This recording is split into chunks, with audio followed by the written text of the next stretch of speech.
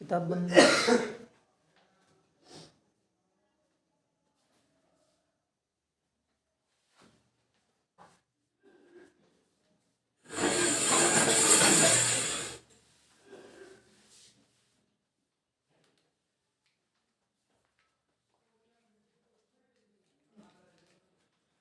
चलिए आज का क्लास शुरू करते हैं।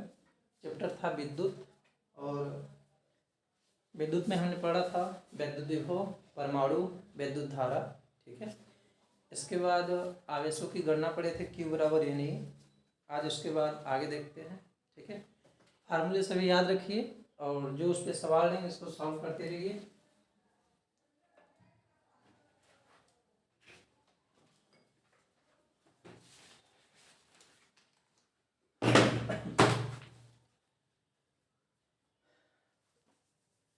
जितने भी आपकी किताब में या तो विद्या में जितने भी सवाल हैं उस पर जैसे जो फार्मूला बताए हैं उस पर देख लीजिए कि इस टाइप का कौन सा सवाल, इसको सॉल्व करिए।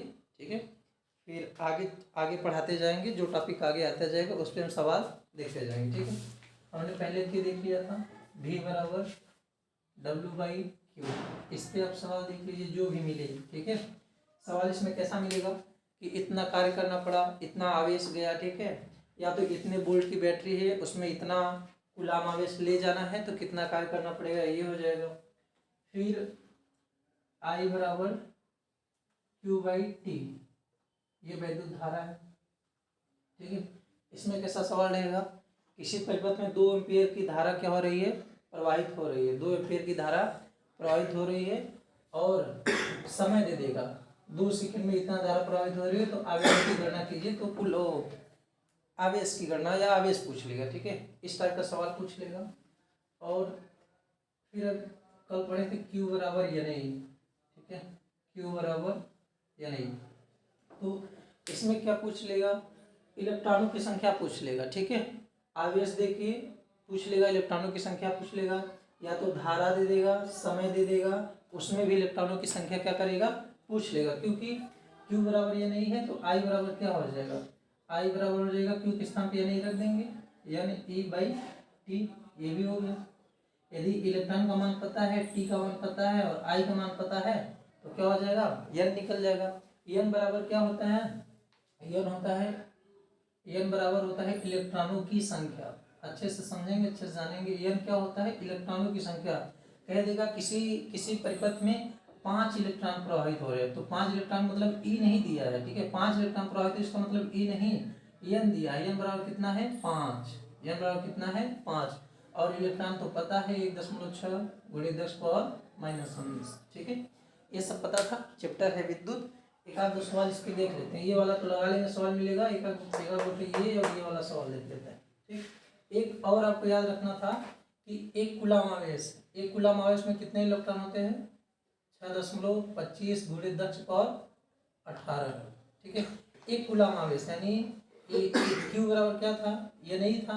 इसमें कह रहा है कितने इलेक्ट्रॉन होते हैं ना, क्या कह रहा है, कितने इलेक्ट्रॉन। कितने इलेक्ट्रॉन जब भी कहे कितने इलेक्ट्रॉन, इसका मतलब क्या पूछ रहा है, N पूछ रहा है। तो यहाँ से हमको N चाहिए, तो N को यहीं रखे रहेंगे। ये Q था और ये गुणा में है तो क्या हो जाएगा, भाग में आ गया। तो N बराबर कितने आवेश में, एक कूलाम। कूलाम किसका मतलब होता है, आवेश का। तो कितना आवेश रहना चाहिए, एक आवेश। और इलेक्ट्रॉन की मात्रा 1.6 × 10⁻⁻19। तो N बराबर 1 और 0.6, ये -19 ऊपर ले जाए, 10⁻19 हो गया। ठीक, N बराबर हो गया, ये दशमलव ऊपर जाएगा, ये 10/16 और गुणे 10 पावर क्या हो गया, 19 हो गया। अब 10 में तो 16 का भाग जाएगा नहीं, इसलिए एक तो 10 हमको और चाहिए। अगर यहाँ 100 रहेगा तो क्या हो जाएगा, भाग हो जाएगा। तो हम N बराबर लिख सकते हैं इसको 10 × 10, और यहाँ से एक तो 10 इसमें ला दिए ना, तो कितना बचा, 10 की पावर बचा 18, और ये हो गया 16। तो ये हो गया कितना, N बराबर 100 × 10 की पावर 18 और बटे 16। अब 16 से 100 में भाग दे देंगे, तो दे देंगे 16 छक्का 96, 6 बार जाएगा। और कितना बचा, 4 बचा, तो भाग जाएगा नहीं, दशमलव देंगे तो कितना हो जाएगा, 40। 16 दूना 32, कितना बचा, 8। फिर 1 0 चला जाएगा, 80 हो जाएगा। और 16 × 5 = 80 और गुणे 10 पावर 18, यानी कि ये दो आप लगा लेंगे, प्लस आपको याद भी रखना है, ये चीज़ क्या करना है, याद रखना है। एक कूलम आवेश में कितने इलेक्ट्रॉन होते हैं, 6.25 गुणे 10 पावर माइनस और 10 पावर 18।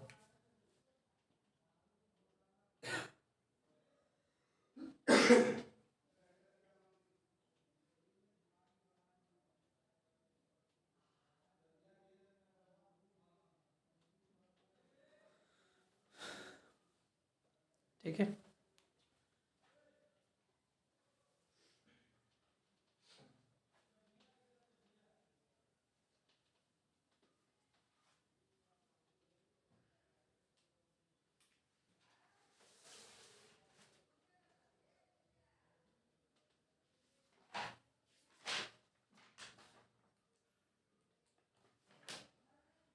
चलिए एक सवाल है किताब का, कह रहा है 4 कूलम,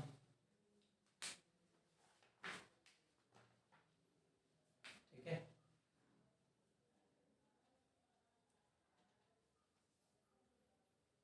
4 कूलम, कूलम किसका मतलब होता है, आवेश, ठीक है। 4 कूलम आवेश के लिए, 4 कूलम आवेश के लिए कितने इलेक्ट्रॉन प्रवाहित होंगे, कितने इलेक्ट्रॉन प्रवाहित होंगे। यदि ये सवाल है, किताब का सवाल है, प्रश्न नंबर 14 पृष्ठ नंबर 395 का 14वां सवाल है। 4 कूलम आवेश के लिए कितने इलेक्ट्रॉन प्रवाहित होंगे, यानी कूलम कितना, यानी जो आवेश वो कितना है, 4 कूलम है। अब ये पूछ रहा है 4 कूलम में क्या है, कितने इलेक्ट्रॉन है। तो हम जानते हैं कितने इलेक्ट्रॉन प्रवाहित होंगे, यानी क्या पूछ लिया, n बराबर पूछ लिया। हम जानते हैं q बराबर क्या होता है, n ही होता है। q का मान दिया कितना है, 4 दिया है। n पूछ रहा है, पता नहीं है, e हो गया। अब n हमको चाहिए तो n को यहाँ रखेंगे और क्या हो जाएगा, 4 और बटा हो जाएगा e, ठीक है। तो अब n बराबर क्या हो गया, 4 बटा इलेक्ट्रॉन का मान 1.6 गुणे 10 पावर माइनस 19 हो गया, ठीक है। अब इसको क्या कर लेंगे, इसको सॉल्व कर लेंगे। तो n बराबर ये 4, ये दशमलव, ये ऊपर चला गया, दशमलव हटाया तो क्या हो गया 40, और ये क्या हो गया गुणे 10 पावर माइनस ऊपर चला गया तो 19 हो गया। अब भाग चला जाएगा, n बराबर 16 दूना 32 और कितना बचा 8, 16 पंचे 80 गुणे 10 पावर 19, ठीक है। n बराबर इतना हो गया 2.5 गुणे 10 पावर माइनस और 10 पावर 19, 16 दूना 32 और 8 बचा दशमलव, इतना हो गया, ठीक है। ऐसे लगा देंगे 2.5 गुणे 10 पावर 19, इतने इलेक्ट्रॉन क्या होंगे, प्रवाहित होंगे, ठीक है। सवाल लगा लेंगे ऐसे। ये था आवेश कितना है, 4 है, तो q बराबर क्या हो गया, q जानते हैं q बराबर ये नहीं है, q का मान कितना दे दिया है, 4 दे दिया है, q का मान कितना दिया है 4, n नहीं होता है, e हमको n चाहिए तो n को यहाँ रखेंगे और e भाग में आ जाएगा, ठीक है। जब भी सवाल ऐसा रहेगा फार्मूला ही रख देंगे, q बराबर ये नहीं, ये फार्मूला, ठीक है। या धारा और दे देगा, क्या दे देगा, धारा इतना है, मान लीजिए I का मान दे दिया, कह दिया I 5 है, और कूलम और क्या दे दिया, बोल दिया समय, जो समय है वो 1 मिनट है, समय 1 मिनट है। तो पूछ लिया कितने इलेक्ट्रॉन होंगे, तो हम जानते हैं कि I बराबर क्या होता है, Q/T होता है, I बराबर Q/T। I का मान दिया है कितना, 5 दिया है, और Q का मान पता ही नहीं है, T का मान कितना दिया है 1 मिनट। अच्छा T हमारा, T किस में हमेशा लेते हैं, सेकंड में लेना है, कितना दिया है 1 मिनट, तो 1 मिनट में कितने सेकंड, 60 सेकंड। और क्या दिया है, बस इसके बाद Q दिया ही नहीं है, Q दिया नहीं हो, क्या पूछा है, n पूछ लिया है, क्या पूछा है n, तो Q के स्थान पे हम क्या रख दें, ये नहीं रख दें, Q दिया ही नहीं है तो ये नहीं रख देते हैं, क्योंकि n पूछा इलेक्ट्रॉन में हमको ऑलरेडी पता होता है। तो यहाँ से अगर निकालेंगे तो n हमको चाहिए, n को यहीं रखेंगे सेम का सेम, और बराबर में क्या था 5, ये भाग में है तो क्या हो गया, गुणा में हो गया, और ये गुणा में है तो क्या हो गया, भाग में हो गया, 1.6 गुणे 10 पावर माइनस 19, और जब इसको सॉल्व करेंगे तो ये 5 × 60 और ये 16 था, 1 0 ऊपर चला जाएगा 10 हो गया, और ये 19 को ले गए ऊपर तो 10 पावर 19, तो ये क्या हो गया, कटेगा 16 है,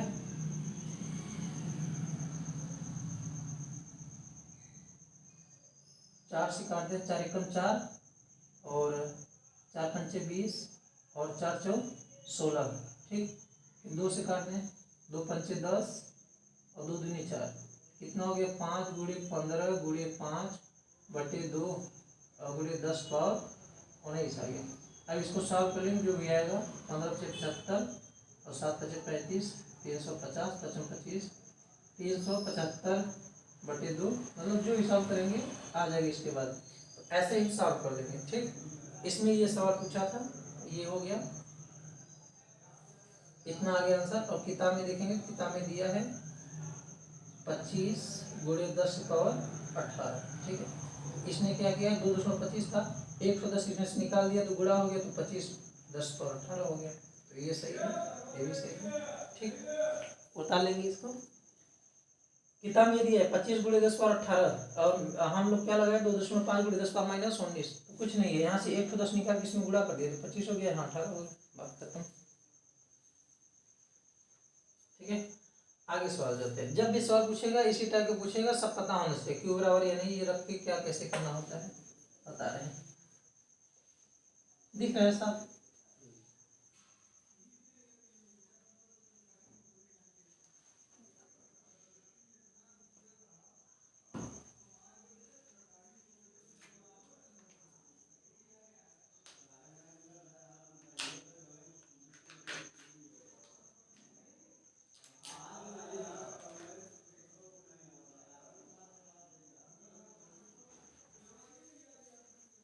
अच्छा, इसको डायरेक्ट भी कर सकते थे, बोल रहा था 4 कूलम में उसमें कितने इलेक्ट्रॉन होंगे, तो हमको पता है 1 कूलम में कितने होते हैं, 6.25 × 10 पावर माइनस और 10 पावर 18 होता है, 1 कूलम में कितने में, 1 कूलम है, उसमें कह रहा है कितना 4 कूलम, तो इसी 6.25 में 4 का गुणा कर देंगे, 25 × 10 पावर 18 बराबर 4 का गुणा कर देंगे इसमें, तो 25 चौका 100, 1 रुपये हो गया, और 6 चौक 24, 24 और 1 25, 25 × 10 का क्या हो गया 18, डायरेक्ट भी हो जाएगा। अगला एक आप सवाल देखते हैं।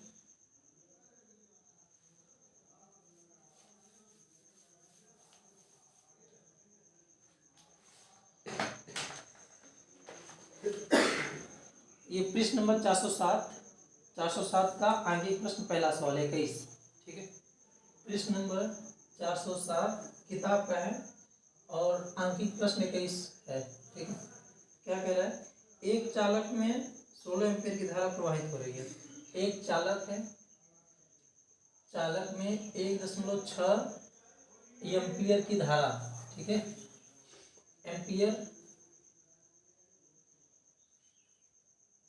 एम्पीयर की धारा, ठीक है।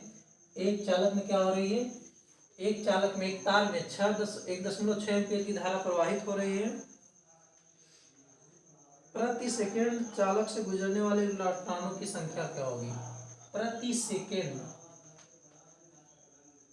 सेकंड चालक से गुजरने वाले, प्रति सेकंड चालक से गुजरने वाले इलेक्ट्रॉनों की, इसकी इलेक्ट्रॉनों की संख्या, देखो यहाँ क्या पूछ लिया, इलेक्ट्रॉनों की संख्या पूछ लिया, ठीक। देखते हैं, एक जैसे वायर होता है, ये चालक है कोई, ठीक है। अब इसमें क्या चलते हैं, इलेक्ट्रॉन पता है ना, वही पूछ रहा है इसमें कितने इलेक्ट्रॉन चल रहे हैं, अगर उसमें इतनी धारा प्रवाहित हो रही है, कितनी 1.6 एम्पीयर की धारा प्रति सेकंड, 1 सेकंड में इतनी धारा जाती है ना।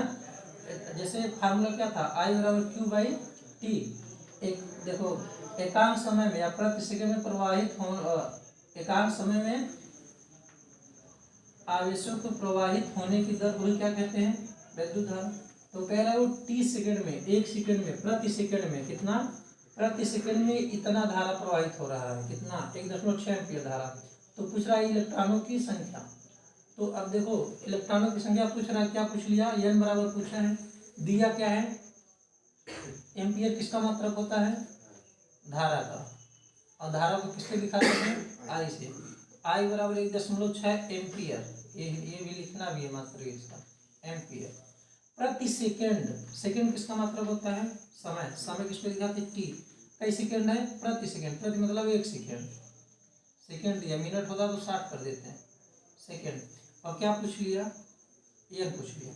तो अब हम जानते हैं आई पता है, टी पता है, एन पूछ रहा है। तो ऐसा कौन सा फार्मूला जिसमें आई आ जाए, टी आ जाए, एन आ जाए। तो हमें पता है क्या, आई बराबर क्यू बाई टी होता है। आई बराबर क्यू बाई टी होता है। आई पता है, टी पता है, लेकिन क्यू का तो यहाँ कोई मान ही नहीं है, एन पूछा है। तो जब एन पूछा तो हम जानते हैं क्या, क्यू बराबर क्या होता है, ये नहीं है। क्यू बराबर क्या होता है, ये नहीं। तो क्यू के स्थान पे हम क्या रख देंगे, ये नहीं रख देंगे, ठीक है। ये हो गया आई, और क्यू के स्थान पे रखे हम ये नहीं, और ये हो गया बटे टी, ठीक है, दिख रहा है। तो अब क्या हो गया, आई का मान कितना है, 1.6, और टी का मान कितना है, 1 सेकेंड है, ठीक है। तो हमको एन ही चाहिए, तो एन बस चाहिए, तो अभी इसको एन यहीं रख देंगे, इसको यहाँ आ जाएगा, 1.6 हो गया बराबर एन ई, और जहाँ यहाँ टी था वो टी आ गया यहाँ गुणे में, कितना, 1 सेकेंड बराबर एन ई। समझा इतना। आई बराबर 1.6, अब बराबर एन ई का मान पता ही नहीं है, टी पूछा था, टी भाग में, तो इधर क्या आ गया, गुणा में। 1.6 गुणे 1 बराबर एन ई। अब हमको क्या चाहिए, एन बस चाहिए, तो ई को भी इधर लाना है। तो 1.6 गुणे 1, और जब ई गुणा में भाग में इधर आएगा ई, तो ई का मान कितना होता है, हमको पता है 1.6 गुणे 10 पावर माइनस 19 बराबर एन। ये तो सेम सेम कट जाएगा, तो बचा क्या, 1/10 पावर माइनस 19 बराबर एन। तो एन बराबर क्या हो जाएगा, 10 के पावर 19। 10 को ऊपर लेते जाएं बस, यानी कितने इलेक्ट्रॉन रहेंगे, 10 के पावर 19, यानी 10 लिख के 19 जीरो लिख दो, इतने इलेक्ट्रॉन प्रभावित होंगे। क्योंकि बहुत इलेक्ट्रॉन होते हैं ना, लाखों करोड़ों अरबों इलेक्ट्रॉन होते हैं, ठीक है। ये ऐसा सवाल होता है, ऐसा सवाल है, ऐसा सवाल लगा लेंगे, क्या दिया है क्या नहीं दिया, पंचांश कर लेंगे।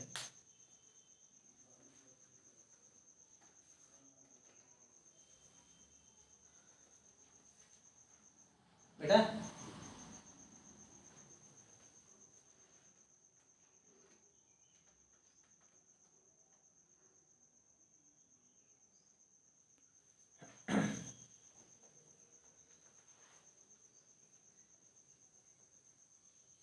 किताब में जितने भी सवाल है सब ढूंढ के लगाइए, प्रैक्टिस करिए इस पे।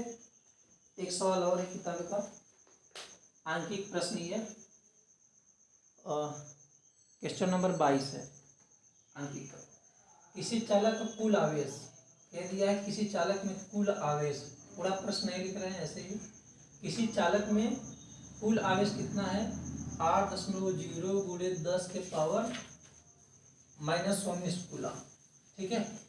किसी चालक में इतने आवेश हैं जो कि ऋणात्मक है, ये कैसा आवेश है, और कह रहा है जो कि ऋणात्मक है, यानी जो आवेश कैसा है, ऋणात्मक है, ठीक है। इस पर कितने इलेक्ट्रॉन की अधिकता है, कह रहा है इस पर कितने इलेक्ट्रॉन की अधिकता है। सवाल किताब से देख लेंगे, अच्छे से देख लेंगे। कह रहा है एक वायर है, ठीक है, एक वायर है, इस पे पूरा कितना आवेश है, देखो इस पे आवेश होता है इलेक्ट्रॉन, यानी चार्ज होते हैं, क्यू होता है ना, क्यू तो में ये इलेक्ट्रॉन होते हैं।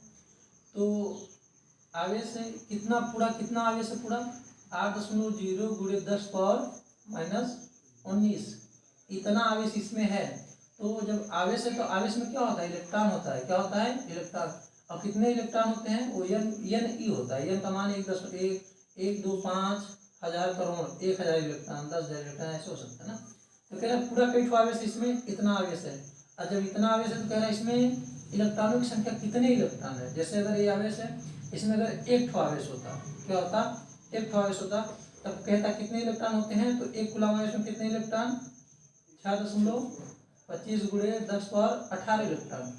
तो कह रहा है कितने इलेक्ट्रॉन है, कितना आवेश है, इतना आवेश है। तो ऐसे भी सकता है, इतने में इतने को गुणा कर रहे हैं, ऐसे भी, नहीं तो हम लगाते हैं सवाल। इलेक्ट्रॉनों का अधिकता क्या पूछ लिया, एन बराबर पूछ लिया। दिया क्या है, कुल आवेश इतना कूलम है, कूलम किसका मात्रा होता है, आवेश का।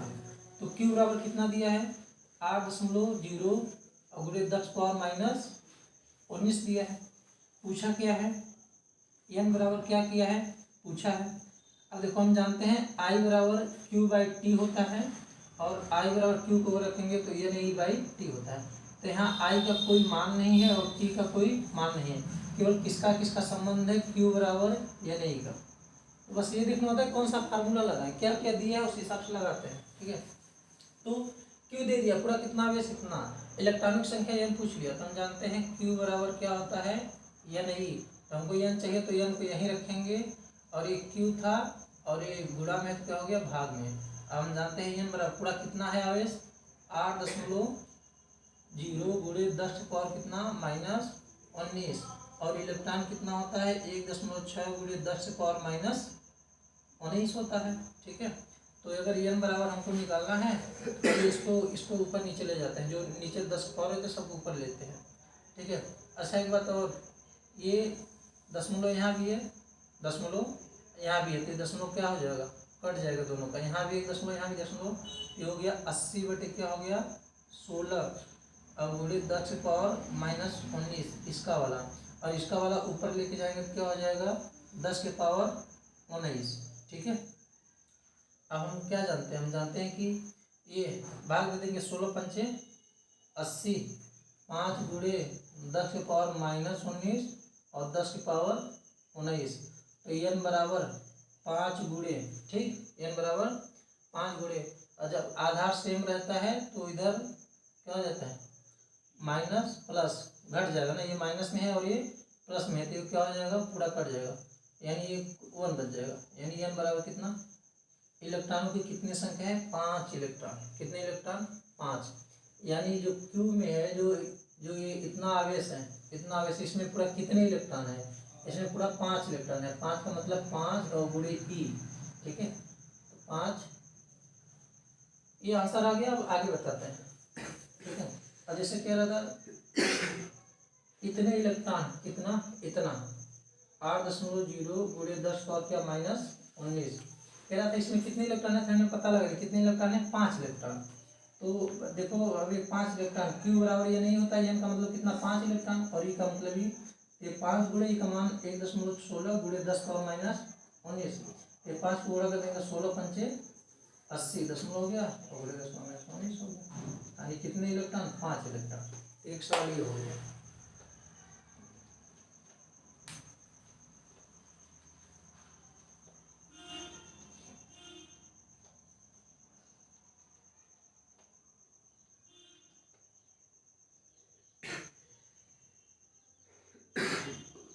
ठीक है, और पूछा है बहुविकल्पी में है इलेक्ट्रॉन पे कैसा आवेश होता है, तो इलेक्ट्रॉन पे ऋणात्मक आवेश होता है, प्रोटॉन पे कैसा होता है धनात्मक आवेश होता है।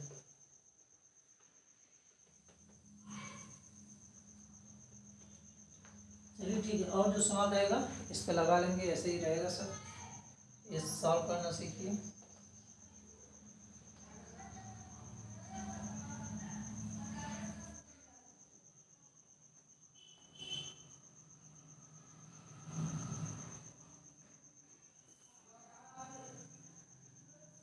ठीक है, आगे चलते हैं।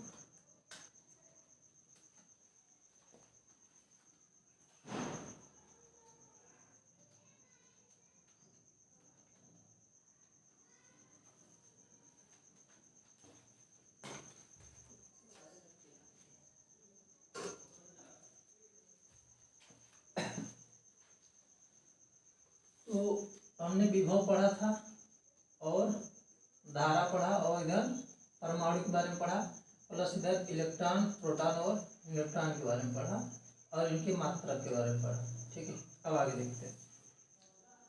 ये जैसे वायर था, तार था, ठीक है, तार है। अब इसमें क्या जाता है, इसमें धारा कब बहेगी जब इसमें इलेक्ट्रॉन क्या करेंगे घूमेंगे। इलेक्ट्रॉन जैसे तार ऐसे रखा है तो उसमें क्या है इलेक्ट्रॉन है, इलेक्ट्रॉन चारों तरफ चक्कर लगा रहा है, कोई ऊपर जा रहा है, कोई नीचे, कोई दाएं कोई बाएं। लेकिन धारा कब प्रवाहित होगी जब ये सभी इलेक्ट्रॉन एक दिशा में आएंगे। कब आएंगे, तो इनको यदि किसी बैटरी से जोड़ दें तो क्या तुरंत धारा क्या होने लगती है बहने लगती है। और प्लस वाले को क्या कहते हैं उच्च विभव, माइनस वाले को निम्न विभव। तो जो इलेक्ट्रॉन होता है वो किधर गति करता है, ऋणात्मक होता है तो प्लस की तरफ आएगा। तो जो इलेक्ट्रॉन होता है वो निम्न विभव से किस विभव की तरफ जाता है, उच्च विभव की तरफ जाता है। यदि इलेक्ट्रॉन इस तरफ गति कर रहा है तो धारा किस तरफ गति करेगा, इस तरफ, धारा उसके जस्ट विपरीत होता है। अब एक बात देखना ये कि जैसे ये तार था, अब तार में ये इलेक्ट्रॉन है, चारों तरफ एकदम फ्री है, ये ऐसे चल रहे हैं, क्या है, चल रहे हैं, और इनके बीच जो परमाणु था, परमाणु से निकले इलेक्ट्रॉन, ध्यान समझेंगे, ठीक है। कैसे धारा होती है, कैसे क्या होती है, समझा चुके हैं, अब आगे चलते हैं। ये होता है परमाणु, ये परमाणु और ये परमाणु है, ये सब ठीक है। परमाणु में से क्या है, इलेक्ट्रॉन निकल आए हैं, इलेक्ट्रॉन क्या हो गया है, निकल आया है। अब जब हम इसको किसी बैटरी से जोड़ दें, ठीक है, किसी क्या करें, बैटरी से जोड़ दें, तो इलेक्ट्रॉन क्या करने का, तुरंत चलने लगेगा, और जब इलेक्ट्रॉन चलने लगेगा तो रास्ते में क्या, परमाणु से टकरा जाएगा, क्या करेगा, परमाणु से क्या होगा, टकराएगा, परमाणु से क्या करता है, टकराता है। तो कुल मिला के हमारा टॉपिक है प्रतिरोध। पहले टॉपिक लिख देते हैं, रेजिस्टेंस, प्रतिरोध क्या होता है उसके बारे में बात करते हैं, ठीक। प्रतिरोध, प्रतिरोध का मतलब होता है क्या है, रोध मतलब क्या है, रोकना, ठीक है। ऐसा कोई चीज जो हमारे रास्तों को क्या करे, रोक दे, उसी को हम क्या कहते हैं, प्रतिरोध। जैसे हम गाड़ी चला रहे हैं, तो गाड़ी चला रहे सड़क पे हैं, सड़क पे क्या आ गया, ब्रेकर आ गया, तो हमने क्या किया, अपने बाइक को क्या किया, धीमा किया, तो क्या हो गया, प्रतिरोध। प्रतिरोध क्या हो गया, ब्रेकर हो गया। आगे फिर हम चल रहे हैं, जेब्रा क्रॉसिंग आ जाए तो भी हमारा क्या हो गया, प्रतिरोध हो गया। बाइक चला रहे हैं, बाइक से क्या आ गया, गड्ढा उड्ढा आ गया, हमको क्या करनी पड़ी, बाइक धीमी करनी पड़ी, तो क्या हो गया, प्रतिरोध हो गया। तो हम लोग का प्रतिरोध हो गया, ठीक है, बाइक का प्रतिरोध हो गया, बस का प्रतिरोध हो गया। अब हम धारा की बात करते हैं ना, धारा, जो धारा बहता है, किसी तार में क्या बहता है, धारा, तो वो उसका प्रतिरोध क्या होता है। अब जैसे तार में धारा बह रही है, तो धारा को रोकना ही क्या कहलाता है, प्रतिरोध कहलाता है ना। जैसे कोई तार है, इसमें धारा जा रही है, अब धारा की गति को धीम कर देना या धारा को कम कर देना है, क्या कहलाता है, प्रतिरोध कहलाता है, ठीक है। अब देखिए प्रतिरोध कैसे होता है, ये जैसे तार है, ठीक है, क्या है, तार, अब तार में धारा क्या कर रही है, प्रवाहित हो रही है, तार में क्या हो रही है, धारा प्रवाहित हो रही है। और धारा कब प्रवाहित होती है, जब इलेक्ट्रॉन क्या करता है, गति करता है, इलेक्ट्रॉन गति करता है। तो आपको पता है कि तार में परमाणु होते हैं, परमाणु में से क्या इलेक्ट्रॉन निकले होते हैं, और जब ये इलेक्ट्रॉन ऐसे एकदम चलने लगते हैं सीधे, तो बीच बीच में जो परमाणु होते हैं, मान लो ये यहाँ निकल गया, तो मान लो ये परमाणु है और इसका इलेक्ट्रॉन ये है, ये तो आगे चला गया, और ये परमाणु है, इसका इलेक्ट्रॉन ये है, तो जब ये अपने परमाणु से निकल के यहाँ से चलने लगेगा, तो क्या इस परमाणु से टकराएगा, इसका इलेक्ट्रॉन इस परमाणु से टकराएगा, इसका इलेक्ट्रॉन इस परमाणु से टकराएगा। तो जब इलेक्ट्रॉन, जब, क्योंकि परमाणु तो गति करता नहीं है, परमाणु बहुत वजन होता है, इलेक्ट्रॉन हल्का होता है, इसलिए इलेक्ट्रॉन क्या करता है, गति करता है, परमाणु अपने स्थान पे ही रहता है। तो जब इलेक्ट्रॉन गति करते हैं तो परमाणु क्या हो जाते हैं, लड़ जाते हैं, क्या होते हैं, लड़ जाते हैं, और उनका रफ्तार क्या हो जाता है, धीमा हो जाता है, रफ्तार क्या हो जाता है, धीमा हो जाता है, यानी तब उनका वही उनका क्या कहलाता है, प्रतिरोध कहलाता है, ठीक है। और इलेक्ट्रॉन टकराया परमाणु से, धीमा हो गए, वही उनका क्या हो गया, प्रतिरोध हो गया, ठीक है, प्रतिरोध हो गया।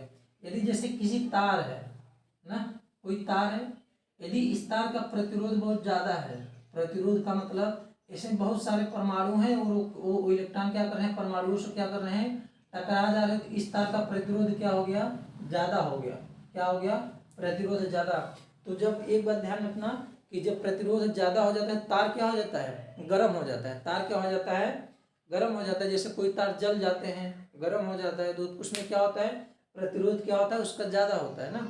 इसी प्रतिरोध के नियम पे ही जो हमारा हीटर होता है, उसका हीटर का तार जैसे क्या होता है, जैसे लाइन में लगाते हैं तुरंत गर्म हो जाता है, तो गर्म होने का कारण यही है क्योंकि जो तार रहता है, स्प्रिंग वाला तार रहता है, तार ही रहता है स्प्रिंग वाला, इसको लाइन से जोड़ते हैं, इसको लाइन से जोड़ते हैं। तो ये बात समझनी चाहिए कि जब और तार को लाइन से जोड़ते हैं तो गर्म नहीं होता है, तो गर्म नहीं होता है, लेकिन जैसे ही इसको जोड़ते हैं ये तुरंत क्या हो जाता है, गर्म हो जाता है। रीजन क्या है, क्योंकि ये जो तार है, ठीक है, इस तार को हम थोड़ा सा बना लेते हैं, ये जो तार है इसका जो प्रतिरोध है, क्या है, प्रतिरोध, प्रतिरोध बहुत ज़्यादा है, क्या है, प्रतिरोध इसका क्या है, ज़्यादा है। तो जब प्रतिरोध ज़्यादा है तो इलेक्ट्रॉन जब चलेंगे, इसमें से इलेक्ट्रॉन जब क्या होगा, चलेगा तो टकराएगा बार बार।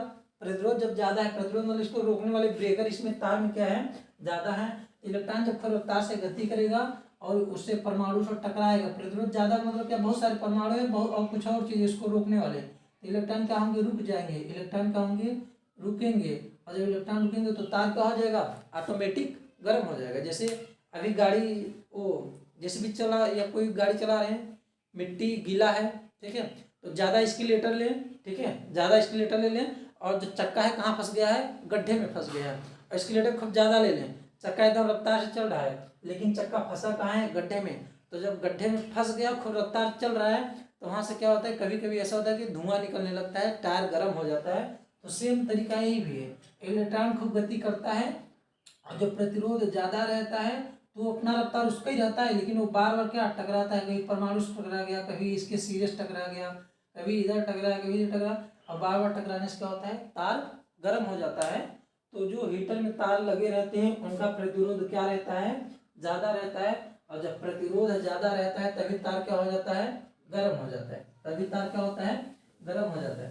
कुल मिलाकर हमने प्रतिरोध समझा क्या, प्रतिरोध किसी तार में कोई तार होता है और तार में परमाणु होते हैं, और जब इलेक्ट्रॉन चलते हैं तो परमाणु क्या होते हैं, टकरा जाते हैं, इसलिए उनमें क्या हो जाता है, प्रतिरोध उत्पन्न हो जाता है।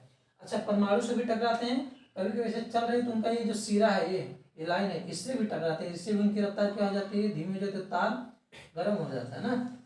तो प्रतिरोध को किससे दिखाते हैं, आर से, इससे आर से रेजिस्टेंस होता है।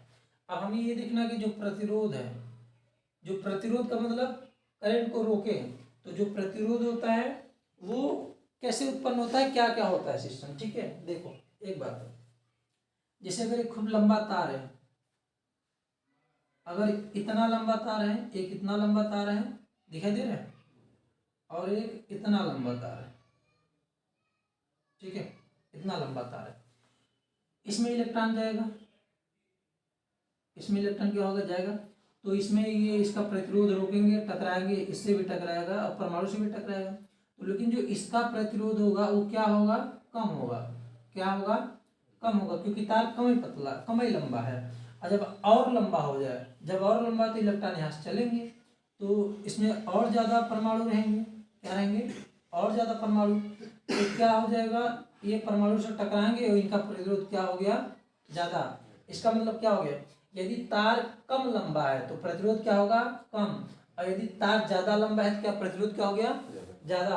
अब इसीलिए बात होती है कि जो हीटर होता है उसमें तार स्प्रिंगदार क्यों लगाई जाती है। ये भी हो जाता है कि तार अगर जैसे हीटर में ऐसे ऐसे तार रहता है, तो ये जो तार रहते हैं स्प्रिंगदार क्यों रहते हैं, उनको सीधा सीधा भी तो इसे जोड़ सकते हैं। तो सीधा सीधा अगर तार ऐसे ऐसे अगर सीधा तार जोड़े, अगर इनको हटा के सीधा करें तो इतना लंबा हुआ। अगर लेकिन यही तार, ठीक है, यही तार है और यही तार स्प्रिंगदार है, क्या है, स्प्रिंगदार है, तो जब इसको सीधा करके तानेंगे तो क्या हो जाएगा, बहुत बड़ा हो जाएगा, क्या हो गया, बहुत बड़ा। और यदि तार जितना ही लंबा है उसका प्रतिरोध क्या है, दिख रहा है यहाँ तक, तार जितना लंबा प्रतिरोध उतना ज़्यादा।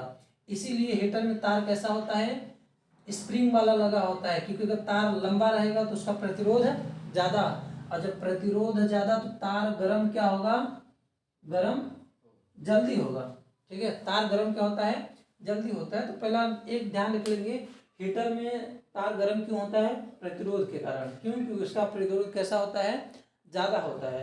दूसरी नंबर बात, प्रतिरोध में जो हीटर में मुर्रा मुर्रा क्यों लगा रहता है, क्योंकि उसकी लंबाई ज़्यादा होती है। यदि तार की लंबाई ज़्यादा है तो प्रतिरोध क्या होगा, ज़्यादा, और जब प्रतिरोध ज़्यादा तार गर्म जल्दी होगा, और जब गर्म जल्दी होगा तो ज़्यादा वो गर्म देगा। और लंबाई अगर छोटी है तो क्या होगा, तो लंबाई अगर कम है तो तार का प्रतिरोध क्या हो जाएगा, कम हो जाएगा। इसका मतलब क्या हो गया, इसका बताने का मतलब ये है हमारा कि टॉपिक है पहला नंबर प्रतिरोध क्या हो गया, प्रतिरोध जो करंट धारा को रोके हुए प्रतिरोध होता है। अब प्रतिरोध किस पे निर्भर करता है, टॉपिक ये है, प्रतिरोध किस पे निर्भर करता है, किन किन चीज़ों पे निर्भर रहता है कि प्रतिरोध कम होगा ज़्यादा होगा। तो पहला किस पे निर्भर हुआ, तार की लंबाई पे, किस पे, तार की लंबाई पे। पूछ लेगा सवाल कि प्रतिरोध किस पे निर्भर करता है, प्रतिरोध निर्भर करता है तार की लंबाई पे। सवाल को ऑप्शन दे देगा और कह देगा प्रतिरोध किस पे निर्भर करता है। निर्भर का मतलब होता है प्रतिरोध ज़्यादा या कम कब होगा, तार की लंबाई पे डिपेंड करता है प्रतिरोध ज्यादा है कम है। यदि तार काफी लंबा है ना, तार यदि क्या है काफी लंबा है तो प्रतिरोध उसका क्या होगा ज्यादा होगा। तार यदि कम लंबा है तो प्रतिरोध क्या होगा कम होगा। ठीक है, एक बात हो गया। और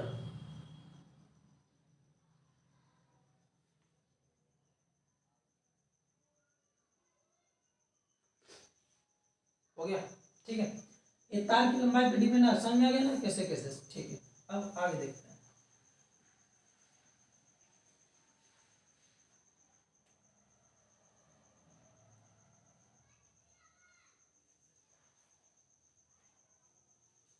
दूसरा नंबर, ये तार है,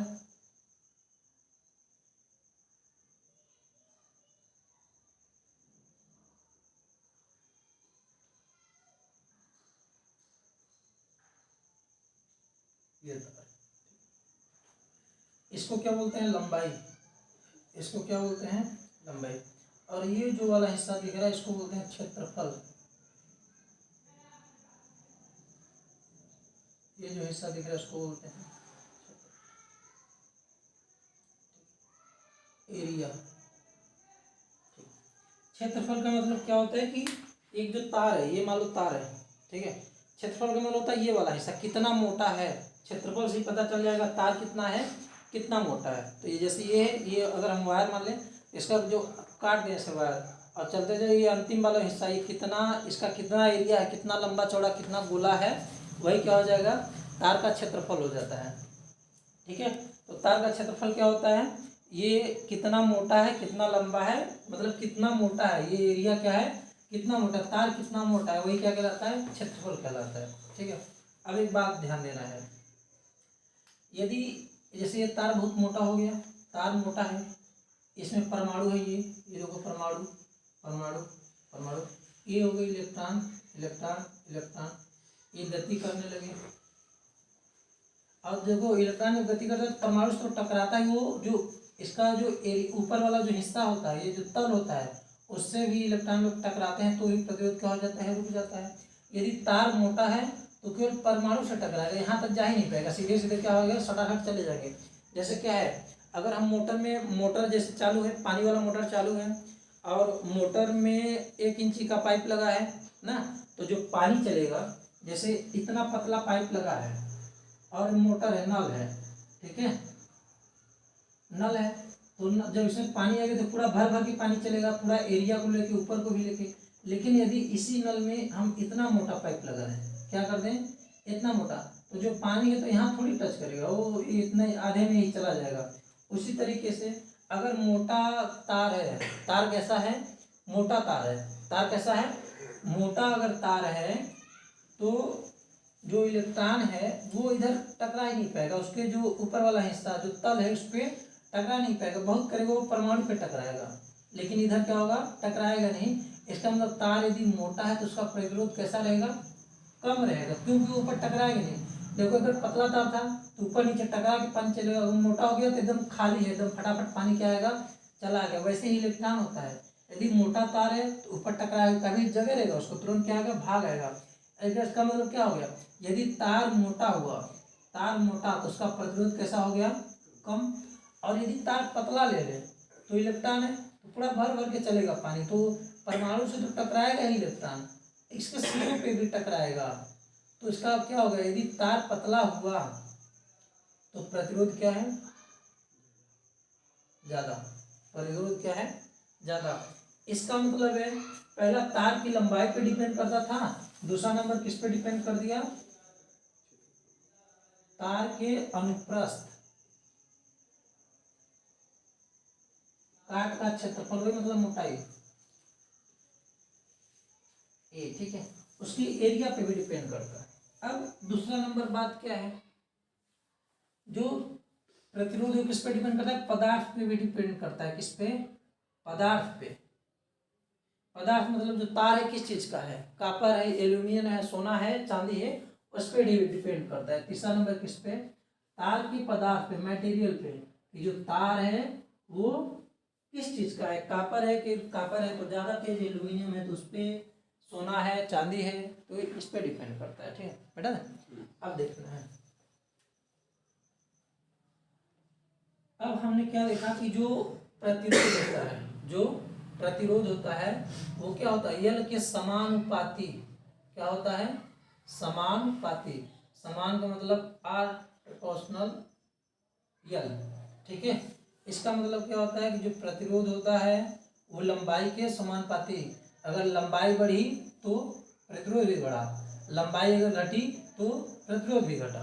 ठीक है, और जो प्रतिरोध होता है वो व्युत्क्रमानुपाती होता है किसके, क्षेत्रफल के। व्युत्क्रमानुपाती मतलब उल्टा, यदि ये बढ़ा, यदि क्षेत्रफल बढ़ेगा तो प्रतिरोध क्या हो जाएगा, कम हो जाएगा। प्रतिरोध क्या होगा, कम। यदि क्षेत्रफल कम हुआ तो प्रतिरोध क्या हो जाएगा, ज़्यादा। यानी अगर तार की मोटाई हम बढ़ा दें तो प्रतिरोध क्या हो जाएगा, उसमें कम हो जाएगा। और तार की मोटाई अगर कम कर दें तो प्रतिरोध क्या हो जाएगा, ज़्यादा। ठीक है, प्रोपोर्शनल का मतलब ये होता है। तो कुल मिलाकर अगर इसको दोनों समीकरण, एक समीकरण ये और एक समीकरण ये, इसको हम ऐसे लिखें तो हो जाएगा आर प्रोपोर्शनल यल और बाई ए। यानी अगर मोटाई बढ़ी तो प्रतिरोध कम, मोटाई कम हुई तो प्रतिरोध ज़्यादा, लंबाई बढ़ी तो प्रतिरोध भी बढ़ा, लंबाई घटी तो प्रतिरोध भी घटा। ये हो गया। ठीक, अब यदि इसको हम हटाएं तो इसके स्थान पे एक नियतांक आ जाता है, तो हो जाता है आर बराबर और के यल बाई ए हो जाता है। ठीक, तो हम इसको ऐसे भी ले सकते हैं, आर बराबर के स्थान पे हम क्या ले, के स्थान पे हम ले लेते हैं रो। ठीक है, रो ऐसे बनता है रो यल बाई ए, ये मेन फार्मूला हो गया। ठीक है, अब ये रो क्या होता है, रो ये होता है विशिष्ट प्रतिरोध। इसको क्या बोलते हैं, विशिष्ट प्रतिरोध। ये रो को ध्यान देंगे। रो मतलब क्या होता है, विशिष्ट प्रतिरोध। एल क्या होता है, लंबाई, और ए क्या होता है, क्षेत्रफल। ठीक है, तो यहाँ से निकल के मेन फार्मूला निकला, आर बराबर रो यल बाई ए होता है। ठीक है, ये फार्मूला हो गया।